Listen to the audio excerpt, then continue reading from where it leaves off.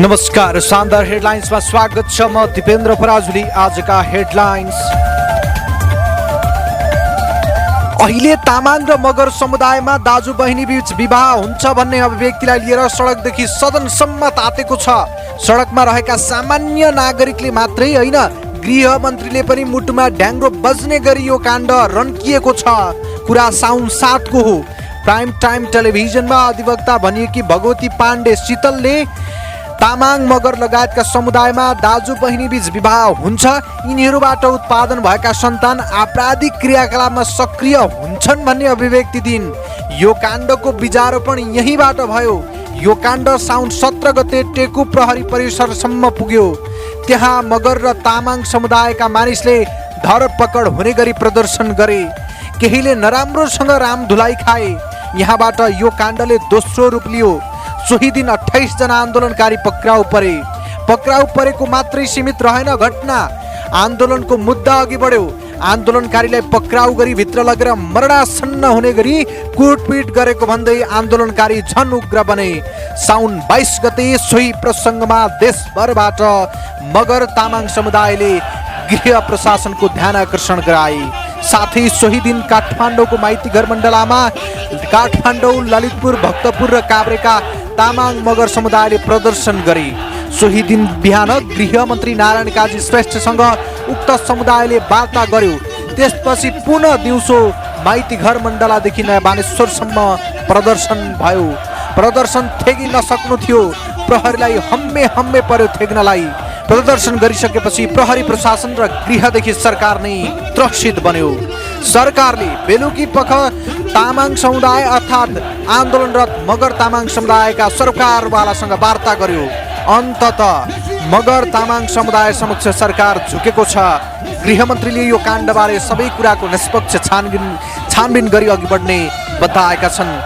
छानबिन समितिबाट आएको कुरा अनुसार दोषी उप कारबाही गरिने उनले संसदमा दिएको अभिव्यक्तिबाट बुझिन्छ। हाम्रो भगवती पाण्डे एकजना वकिल, महिला वकिलले अन्तर्वार्ता दिँदाखेरि एउटा जातीय समुदायमाथि जुन अवहेलना र अपमान हुने गरी चाहिँ अभिव्यक्ति आयो र त्यसको आधारमा चाहिँ कानुनी कारबाहीमा लैजाने प्रक्रियामा चाहिँ अदालतमा मुद्दा चलिरहेको छ। त्यस सन्दर्भमा यो एउटा जनजातिहरूले त्यो पक्रेको थाहा नपाएर उनीहरूले जो प्रहरी अफिसमा गएर धरना गरिएको थियो त्यसको सन्दर्भमा केही चर्चा अहिले भएको छ कि पक्राउ गरेर पनि ज्यादती गरियो, कुटपिट गरियो भन्ने। यसबारेमा गृह मन्त्रालयले एउटा छानबिन समिति बनाएको छ। हाम्रो कसैले मानवाधिकारको मान्यतालाई र कानुनको उल्लङ्घन गरेको छ भने हामी दण्डित गर्नेछौँ। यो पनि प्रतिबद्धता म यहाँबाटै व्यक्त गर्न चाहन्छु। त्यसअघि राष्ट्रिय स्वतन्त्र पार्टीका सभापति रवि लामिछानेले पनि स्टन्टमा रुमलिएको आलोचना भइरहेका बेला संसदमा खरो रूपमा उत्रिएको देखिएको छ। संसदमा उनले सुन काण्डदेखि तामाङ समुदायको विषयमा खरो रूपमा प्रश्न गरेका छन्। रविले उठाएको आवाजले गृहमन्त्री रोस्टमसम्म पुगेर बोल्न बाध्य बनायो कि तामाङ समुदायले गरेको प्रदर्शनमा त्यस ढङ्गको बर्बर आक्रमण के कारणले गरियो, त्यस किसिमको आक्रमण र त्यस किसिमको हात हाल्ने काम जुन भएको छ त्यसमा पनि म गृहमन्त्रीज्यूको ध्यानाकर्षण मात्र होइन, जवाफ पनि चाहन्छु। यता तामाङ मगर समुदायका नागरिक सरकारलाई ध्यान आकर्षण गराएको बताउँछन्। सरकारले यस विषयमा थप चासो नदिए जे पनि हुन सक्ने भन्दै अभिव्यक्ति दिइरहेका छन्। नेपाल तामाङ घेदुङका केन्द्रीय अध्यक्ष मोहन गोले तामाङले गृह मन्त्रालयको ध्यान आकर्षण गराइसकेको र अब पनि निचोडमा नपुगे ठुलो आन्दोलन हुने चेतावनी दिएका छन्। उहाँहरूको यातनाको कुराहरू सुन्दाखेरि उहाँहरूले व्यक्त गरिरहनु हुँदा धेरैलाई भावुक बनाउनु, रुवाउनु भएको छ त्यहाँ सबैजना है। अनि त्यो किसिमको कुराहरूले उहाँले गृहमन्त्रीज्यूले वचनबद्धता व्यक्त गर्नुभएको छ। तपाईँहरूको तीनटै मागप्रति हामी सकारात्मक छौँ। म उपचार खर्चको व्यवस्था गर्छु, दोषी प्रहरीलाई छानबिन गर्छु। आइजिपी साहबले पनि त्यो वचनबद्धता दिनुभएको छ छानबिनको लागि। र जुन भगवती पाण्डेजी उहाँलाई कानुनी कारबाहीको लागि पनि हामी पहल गर्छौँ भनेर भन्नुभएको छ। अब यो आन्दोलन कसरी अगाडि बढ्छ भोलिका दिनमा भन्ने सन्दर्भमा हामी आन्दोलन चाहँदैनौँ। हामी सामाजिक संस्थाहरू, सामाजिक सद्भाव नखल बलियोस्, धार्मिक सांस्कृतिक सहिष्णुता कायम होस् भन्ने मान्छे हो, जो हाम्रो मिश्रित समाज छ नि यो देशको, होइन, तपाईँलाई पनि थाहा छ। यो किसिमको वातावरणमा हामी भूमिका खेलिरहेका छौँ। अब गृहमन्त्रीज्यूको जुन वचनबद्धता छ, यो वचनबद्धता अनुसार यो हाम्रा मागहरू सम्बन्धी उहाँहरूले कार्यान्वयन गर्नुभयो भने हामी त्यसलाई स्वीकार गर्छौँ। होइन, यो घटनाले गृहमन्त्री समेत भावुक हुनु हो, एकदमै भावुक हुनुभएको छ। उहाँले हाम्रो भिडियोहरू, फुटेजहरू सबै हेर्नुभयो, होइन, त्यति बेला घटना यसरी घटेको थियो भनेर सबै गम्भीर ढङ्गले उहाँले लिनुभएको मैले चाहिँ बुझेको छु है। त्यो हिसाबले लिनुभएको छ। अब त्यो हिसाबमा लिएर मात्रै त भएन, होइन, भावनात्मक रूपमा सुनिदिएर रुइदिएर मात्रै त भएन, यसलाई त व्यावहारिक रूपमा कार्यान्वयन गर्नु पऱ्यो नि त। यो कार्यान्वयन गर्ने सन्दर्भमा उहाँ सिरियसली फेरि जानु भएन। अब प्रहरीलाई ठ्याक्कै कस्तो खालको कारबाही गर्ने चाहिँ उहाँले तपाईँहरूलाई चाहिँ आश्वासन दिनु भएको छ? ती जो प्रहरी चाहिँ तपाईँहरूका आन्दोलनकारी समूहहरूलाई चाहिँ उहाँहरूले नियन्त्रणमा लिएर त्यो यातना दिने काम गर्नुभयो, त्यस्ता व्यक्तिहरूलाई कस्तो खालको कारबाही गर्छु भन्ने प्रतिबद्धता दिनुभएको छ? त्यो कारबाही यस्तै गर्छु भन्ने उहाँहरूले बोल्नु भएको छैन। त्यो सम्भवतः मिल्दैन पनि होला, होइन। तर हाम्रो चाहिँ जो प्रहरी प्रमुख त्यहाँ हुनुहुन्छ जिल्ला प्रहरी परिसरको, उहाँलाई निलम्बनसम्मको कारबाही गरियोस्, विभागीय कारबाही गरियोस् भन्ने कुरा हो। उहाँहरूले छानबिन प्रक्रिया अगाडि बढाउनु भएको छ भन्ने मैले बुझेको छु। अब कुन ढङ्गले छानबिन प्रक्रिया अगाडि बढ्छ र कस्तो कारबाही गर्छ, हामी अब धेरै समय प्रतीक्षा गरेर यो हेरिरहने, पर्खिरहने, हेरेर पर्खको स्थिति छैन। समुदाय अझै आक्रोशितै अवस्थामा छ। हिजो मात्रै तपाईँको 50वटा भन्दा बढी जिल्लाबाट ज्ञापन पत्र बुझाउने कामहरू भएको छ, जे यो देशव्यापी यो चाहिँ कुरा साझा मुद्दा बनिसक्यो कि। त्यस कारणले गर्दा यो हेरेर हामी आगामी आन्दोलन हुने नहुने त्यो चाहिँ निर्णय गर्छौँ। सरकारको छानबिन समिति फगत छानबिन समितिमै मात्र सीमित नरहोस्। यस अघिका काण्ड र छानबिन समिति जस्तै सेलाएको खण्डमा तामाङ र मगर समुदाय चुपचाप बस्ने छाटकाँड देखिँदैन।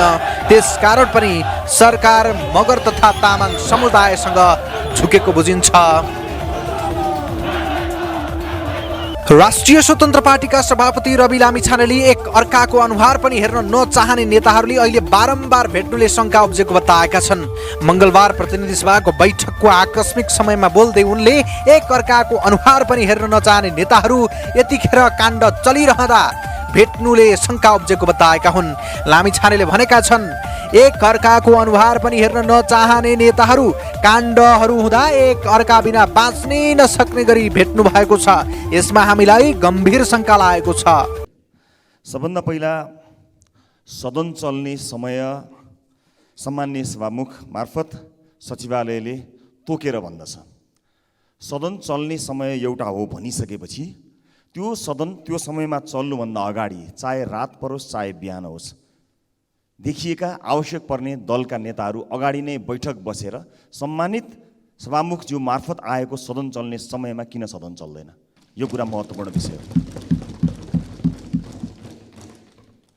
3 जना नेताहरू मिलेर सल्लाह गर्नुपर्ने भए संसदको समय कहिले सुरु हुन्छ भनेर सूचना जारी भइसकेपछि त्यो समयलाई मध्यनजर राखेर मिल्नुपर्ने कुरा मिल्ने, मिलाउनु पर्ने कुरा मिलाउने पहिले किन गर्न सक्दैनन्? हाम्रो आरोप अनुसार यो बार्गेनिङ रातारात बसेर किन गर्न सक्दैनन्? सदन चल्ने बेलामा नै किन गरिन्छ? प्रत्येक दिन यो सम्मानित सदनमा जनताका प्रतिनिधिहरू आएर घडी हेरेर सदन कहिले खुल्छ भनेर बसिरहेका छन्। निरन्तर रूपमा भएको यो क्रियाकलापलाई रोक्न जरुरी छ। हामीलाई आशंका छ कि केही दलका केही नेताहरू बसेर यतिका जनप्रतिनिधिका तर्फबाट आफूले निर्णय गरेर यो सदनलाई बन्धक बनाउन पाइँदैन। यो तय होस्, आज सभामुखबाट रुलिङ होस् कि कुनै पनि दिन यदि तोकिएको समय मितिमा संसद चल्छ भनेर सूचना टाँसिएपछि त्यो सदनमा घन्टी बज्नुपर्छ। त्यो घन्टी बज्नुभन्दा अगाडि नै जे कुरा मिलाउनु पर्ने हो मिलाए हुन्छ। यो मिलो मत नै हो सभामुख महोदय। किन मिले मत हो भने यो बजेट यथास्थितिमा पास हुन दिन्नौ भनेर सत्ता पक्षमा बसेर कराउने मान्छेहरूले खुरु पास गरेका थिए। त्यो बार्गेनिङै त थियो होला नि, नत्र त यहीँ बोलेको हो यथास्थितिमा पास भयो। के कारणले पास भयो? यसो भएन भने संसद चल्न दिँदैनौँ भनेर भनेको थियो, त्यसो भएन तर पनि संसद चलिरह्यो। त्यसकारणले संसद चल्ने समय भनेको कुनै अमुक दलका नेताहरूको कुरा मिल्दा र नमिल्दा होइन। यहाँ नेपाली जनताको मुद्दामा छलफल हुनुपर्छ, संसद चल्नुपर्छ। असन्तुष्टि अभिव्यक्ति गर्ने ठाउँ पनि यही हो, आफ्ना कुराहरू राख्ने ठाउँ पनि यही हो। यो कुरा म विनम्रतापूर्वक अनुरोध गर्न चाहन्छु सभामुख महोदय। र अर्को कुरा, संसद चल्नुभन्दा अगाडि शीर्ष नेताहरूको छलफल हुन्छ। शीर्ष नेताहरूको छलफल भइसकेपछि विभिन्न किसिमका भागवण्डाका कुराहरू आउँछन्। ती भागवण्डाको कुरा आइसकेपछि फेरि संसद चलिरहेको छ। यसलाई मध्यनजर राख्दै हामी यही अनुरोध गर्न चाहन्छौँ। हुन त अहिले समाचारमा आएअनुसार संसदीय समितिहरूको भागवण्डा पनि मिलिसक्यो होला। सायद त्यही भागवण्डा मिलेर पनि आज संसद सहज भएको हुन सक्दछ। यदि त्यसो हो भने हामी खुसी छौँ। राष्ट्रिय स्वतन्त्र पार्टी सैद्धान्तिक रूपमा प्रमुख प्रतिपक्ष बन्न गयो, जसलाई कुनै पनि संसदीय समितिमा ठाउँ छैन। तर यसबाट हामी चिन्तित छैनौँ। हामीले आफूलाई अझ बढी जिम्मेवार भएको महसुस गरेका छौँ। यति म अनुरोध गर्न चाहन्छु। अब म गृहमन्त्रीज्यू तर्फ आउनुभन्दा अगाडि राज्यका निकायहरूलाई हामीले किन विश्वास नगर्ने भन्ने विषयमा, छानबिनका विषयमा कुराकानी गरौँला। यहाँ छलफल होला। वर्षौँदेखि राजनीतिक हस्तक्षेपले हामीले हाम्रा निकायहरूलाई निकम्मा बनाएर राखेका होइनौँ। हरेक निकायमा हामीले आफ्ना मान्छेहरूलाई लगेर भर्ती गरेका होइनौँ। अनि आफ्ना मान्छे भर्ती गरेको त्यो ठाउँमा नागरिकको विश्वास छैन भनेर हामी यहाँ खुर्लन मिल्छ सभामुख महोदय? आज सरुवा बडुवामा हुने चलखेल, विभिन्न निकायमा आफ्ना मान्छेहरू भर्ती गर्ने करामतले गर्दाखेरि नै हो नेपाली जनताको विश्वास उठेको। विश्वास छैन नेपाली जनतालाई, त्यसकारणले प्रश्न गरिरहेका छन्। यदि त्यसो हुन्थ्यो भने कयौँ प्रतिवेदनहरू सिरानी मुनि लुकाएर राखिएका छन्। कहाँ गए ती प्रतिवेदनहरू? हो, यी सबै कुराको छानबिन हुनुपर्छ सभामुख महोदय। सरकारले एयरपोर्टमा एउटा हातले छोडे तापनि सिनामङ्गलमा अर्को हातले समायो भनेर खुसी हुन त सकिन्छ होला। तर सिनामङ्गलबाट लात्ताले प्वाक्क हानेर छोडिदियो पनि भन्न सकिन्छ होला नि। सिनामङ्गलमा नसमातेको भए मालिक कहाँ पुग्थ्यो होला नि। दुईटा हात र अर्को खुट्टा पनि चलाएको हो कि भनेर अर्को खुट्टा हामीले यहाँ ल्याउन खोज्दैछौँ। गृहमन्त्रीज्यूका काम कारबाहीप्रति उहाँलाई व्यक्तिगत रूपमा पनि र पार्टीगत रूपमा पनि संसदमा पनि उहाँलाई हौसला बढाउनका लागि अगाडि बढेको राजनीतिक दल हो हामी। म यहाँबाट पनि फेरि पनि स्पष्ट गर्न चाहन्छु, उहाँलाई हौसलामा कमी नआओस् भनेर हामीले निरन्तर साथ दिइरहेका छौँ। तर केही प्रश्नहरू त आएका छन् जसको जवाब गृहमन्त्रीज्यूबाट सुनिसकेपछि त्यो यथोचित जवाब भएन र त्यो चित्त बुझेन भने त्यस पछाडिको कदम हामी भनौँला। तर गृहमन्त्रीज्यूलाई मेरो प्रश्न छ। पहिलो कुरा, बाटोमा समातिएको सुनलाई मालिकसम्म किन जान नदिएको होला? यसबारे मेरो प्रश्न छ, जिज्ञासा छ। म आशा गर्दछु गृहमन्त्रीज्यूले चित्त बुझ्दो जवाब दिनुहुनेछ। 3 दिनपछि त्यो कम्पनीमा छापा मारियो। जुन ब्रेक्सु ल्याउने कम्पनी थियो, त्यो 3 दिनसम्म त्यो कम्पनीभित्र किन नपुगिएको होला? जहाँ 3 दिनपछि पुग्दा त्यो ब्रेक्सु नभएको खाली डब्बाहरू भेटियो, त्यो समय किन दिइएको होला? मेरो गृहमन्त्रीज्यूलाई प्रश्न मात्रै हो। 20 दिनसम्म यो राजस्व अनुसन्धानको छानबिनमा पर्यो र त्यसपछि जब दबाबहरू बढ्दै गए अहिले सिआइबी तर्फ यो गएको छ। यो 20 दिनमा यो अनुसन्धानलाई प्रभावित हुने किसिमका कयौँ क्रियाकलापहरू भयो होलान्। ती क्रियाकलापहरू हुँदै गर्दा प्रमाण लुकाउने काम, कयौँ मानिसहरू विदेश भाग्ने कामहरू भए। यी कामहरूको जवाफ कसले दिन्छ? यसको निगरानी कसरी गरिरहेको छ? म यो कुरामा गृहमन्त्रीज्यूलाई सोध्न चाहन्छु। सुन तस्करी प्रकरणमा छानबिनमा उच्च स्तरीय समिति गठनको माग राखेर 10 साउनदेखि लगातार संसद अवरोध गरिरहेको प्रमुख प्रतिपक्षी दल एमाले मङ्गलबार भने उपप्रधान तथा गृहमन्त्री नारायण काजी श्रेष्ठको जवाफ सुन्न तयार भयो। त्यसपछि सुरु भएको बैठकको आकस्मिक समयमा सबै राजनीतिक दलका 101 जना र स्वतन्त्र सांसदले धारणा राखे। त्यसपछि उपप्रधानमन्त्री श्रेष्ठले सुनकाण्डबारे जवाफ दिए, तर एमाले चित्त बुझ्दो जवाब पाएन। उसले सरकारले उच्च स्तरीय छानबिन समिति गठन गर्ने सरकारी प्रतिबद्धता नआएको भन्दै पुनः संसद अवरोध जारी राख्यो। गृहमन्त्रीले बोलिसक्ने बित्तिकै संसद अवरोध हट्ने ठानिए पनि एमाले सांसदहरू आफ्नो सिटबाट उठिरहे। यो परिस्थितिको अपेक्षा सत्तापक्षले गरेकै थिएन। संसद बैठक बस्नु अघि क्रमशः सभामुख देवराज घिमिरे र प्रधानमन्त्री प्रचण्डको अग्रसरतामा सोमबार र मङ्गलबार 2वटा बैठक बसे। अनि त्यसैको सेरोफेरोमा अनौपचारिक कुराकानीहरू पनि चलेका थिए। त्यसैको परिणाम स्वरूप सुरुमा गृहमन्त्री, अर्थमन्त्री र प्रधानमन्त्रीमाथि समेत आशंका गर्दै सङ्घीय संसदको दुवै सभाको बैठकमा अवरोध गरिरहेको प्रमुख प्रतिपक्षी दल एमाले मङ्गलबार सरकारको जवाब सुन्न तयार भएको थियो। तर प्रमुख मागका सम्बन्धमा सरकार मौन रहेको भन्दै एमाले मङ्गलबार पनि प्रतिनिधि सभाको बैठकलाई कार्यसूचीमा प्रवेशै गर्न दिएन। गृहमन्त्रीको जवाब चित्त नबुझेका कारण अवरोध जारी राख्नु परेको एमालेका सचेतक महेश बर्तौलाको जवाब छ। 15 गतेको बैठक सत्ता पक्षका प्रमुख सचेतकज्यूहरूले, मैले नाम लिन जरुरी भएन, उहाँहरूले सभामुखलाई आग्रह गर्नुभयो, हामी प्रतिपक्षको तर्फबाट भन्यौँ गृहमन्त्रीज्यूलाई जवाफ दिन समय दिउँ, देशभरिका कयौँ समस्याहरू छन्, त्यो समस्याहरू सदन मार्फत उजागर गर्न दिउँ, सदन चलाउँ, गृहमन्त्रीको जवाफ सुनौँ, त्यसपछि अगाडि बढ्ने नबढ्ने के हुन्छ ती फैसला हुन्छ हामीले भन्यौँ।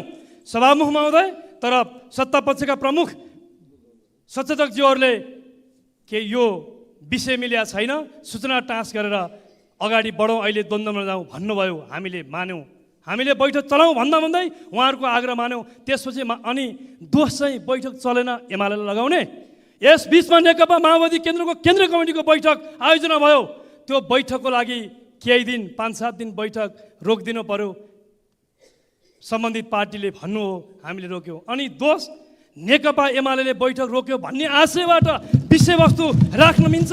अनि मैले पहिल्यैदेखि चाहेको थिएँ, मैले यहाँ आएर जवाफ दिन पाइनँ मन हुँदै भनेर यस्तो कुटिल तर्क संसदको रोस्टरबाट गृहमन्त्रीले भन्न मिल्छ मिल्दैन सभामुख महोदय। त्यसकारण ढाँटको खेतीतर्फ सरकारले यसतर्फ देशलाई गुमराहमा राख्ने गरी जानु हुँदैन।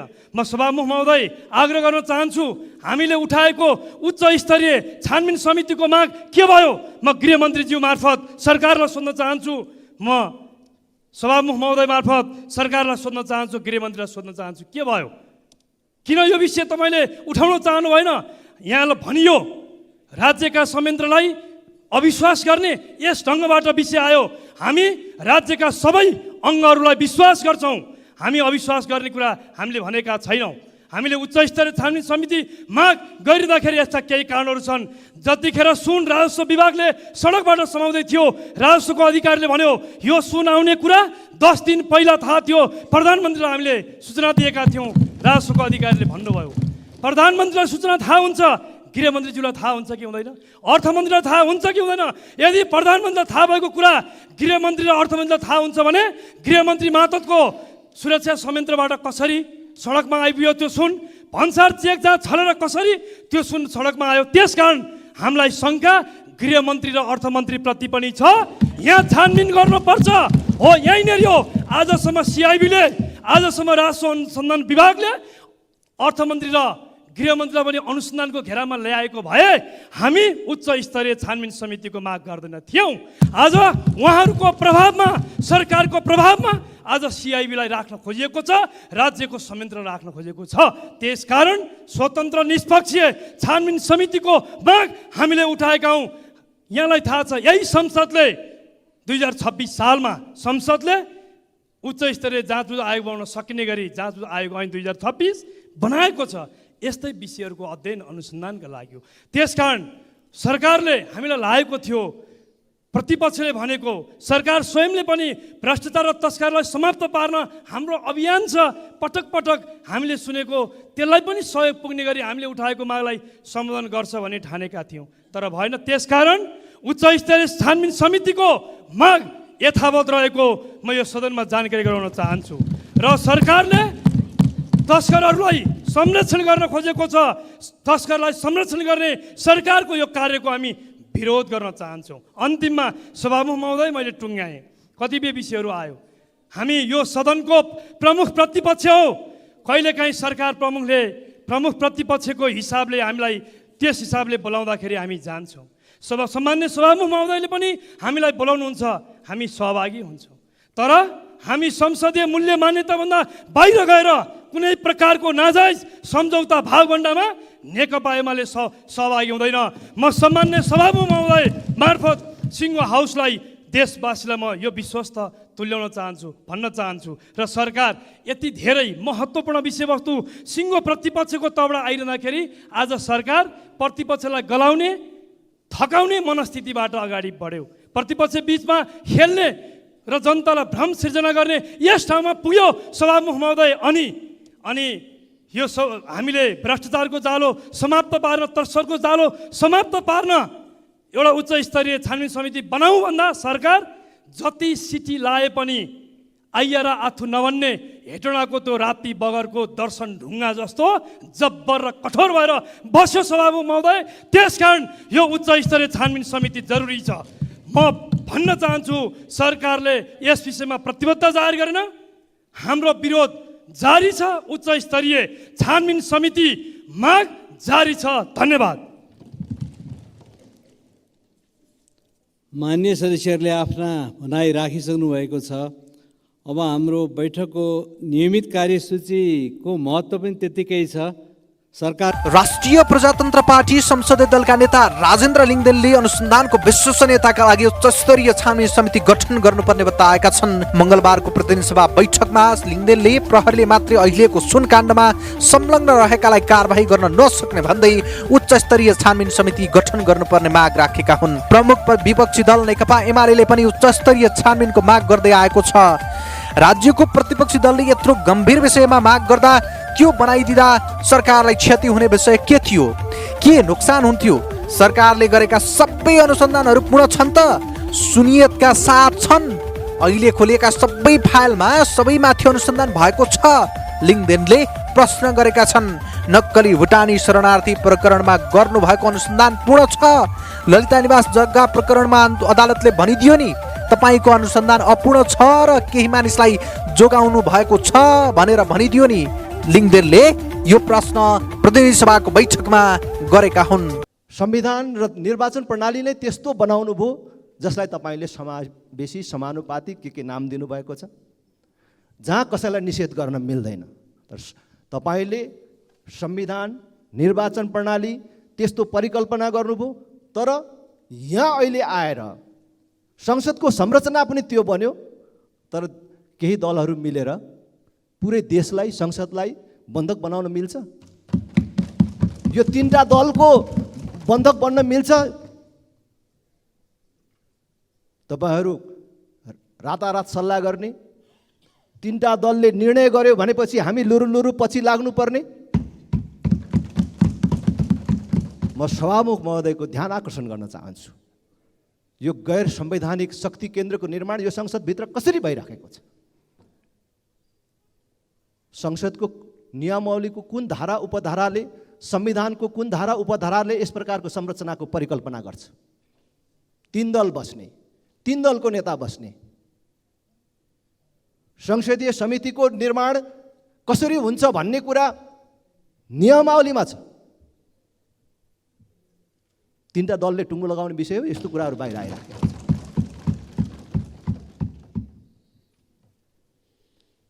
त्यसकारण म सभामुख महोदय र सभामुख महोदय मार्फत म सरकारको र सम्बन्धित दलहरूको समेत ध्यान आकर्षण गर्न चाहन्छु। कसैलाई पनि निषेध गरेर जाने अहिलेको संसदीय संरचनाले पनि कल्पना गरेको छैन र जनमतको चाहना पनि होइन र त्यो कुरा हामी स्वीकार्दैनौँ पनि। यो बिचमा थुप्रै विषयहरू उठे। आज देशको अर्थतन्त्रको अवस्था के छ?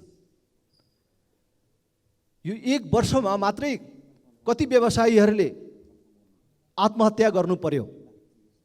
आज सहकारीमा बचत गर्नेहरू, सहकारी सञ्चालन गर्नेहरू दुवै थरीको अवस्था के छ? अर्थतन्त्र कमजोर भइराखेको छ मात्रै होइन, आज निजी क्षेत्र एक प्रकारले ध्वस्त भएको अवस्था छ। सबै उद्योगी व्यवसायहरू घाटामा छन्। कालो सूचीमा पर्नेहरूको संख्या बढेकै छ। तर ब्याङ्कहरूको नाफा बढेकै छ। 78-79 मा 56 अरब नाफा कमाएको वाणिज्य ब्याङ्कहरूले यो 79-80 मा 70 अरब नाफा कमाए। तर व्यवसायीहरूको चाहिँ यो दुर्गति छ, निजी क्षेत्रको यो दुर्गति छ भनेको। यस्तो तर्फ न हामी छलफल गर्छौँ, न सरकारको ध्यान जान्छ, न यो सहकारीहरूको बारेमा सरकारले कुनै प्रकारको हस्तक्षेप गरेर यसलाई नियन्त्रणमा ल्याउने र अर्थतन्त्रलाई ठिक ठाउँमा ल्याउने सोच बनाएको छ। निर्माण व्यवसायीहरू हप्तौं दिनदेखि सडकमा छन्। काम गरिसकेको पैसाको भुक्तानी पाएका छैनन्। सरकार भुक्तानी दिन सक्दिन भन्छ। अलिअलिको कुरा होइन, सम्पूर्ण क्षेत्र ठप्प छ। यस्तो विषयमा कुनै छलफल र कुराकानी छैन, तर भागभण्डाको कुरा चाहिँ मिलिराखेकै छ। जनता घोर उपेक्षामा परेको छ, जनताको समस्या घोर उपेक्षामा परेको छ र म सबै दलहरूलाई र सम्बन्धित निकायहरूलाई गम्भीर हुनको लागि आग्रह गर्न चाहन्छु। हौस् त, शानदार हेडलाइन सकियो। ताजा खबर र सूचनाका लागि हामीलाई युट्युबमा शानदार टिभी र फेसबुक पेज facebook.com/शानदार न्युजमा फलो गर्न सक्नुहुनेछ। अहिलेलाई दिपेन्द्र पराजुली बिदा हुन्छु। नमस्कार।